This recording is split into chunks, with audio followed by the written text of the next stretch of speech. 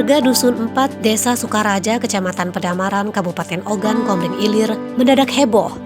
4 warga desa Harjomulyo, Kecamatan Madang Suku 1, Kabupaten Oku Timur, tewas usai mobil Pajero putih dengan nomor polisi BG 1988YL yang membawa mereka terjun bebas ke Sungai Sigonang, Desa Sukaraja, Kecamatan Pedamaran, Kabupaten Ogan Komering Ilir. Peristiwa naas ini terjadi pada Rabu 30 Juni 2021 sekitar pukul 9 waktu Indonesia Barat. Berdasarkan informasi yang dihimpun, selain keempat korban yang meninggal dunia, juga terdapat 1 orang yang berhasil diselamatkan warga.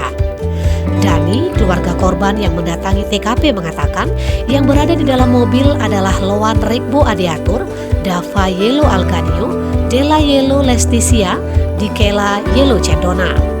Dan yang selamat adalah Yopi Mayasari.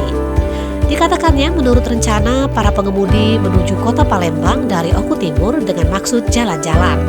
Ditambahkannya keluarga yang meninggal sudah dibawa ke RSUD Kayu Agung dan setelah dari rumah sakit akan dibawa langsung ke rumah duka. Laporan Liansyah dari lokasi kejadian untuk Anda.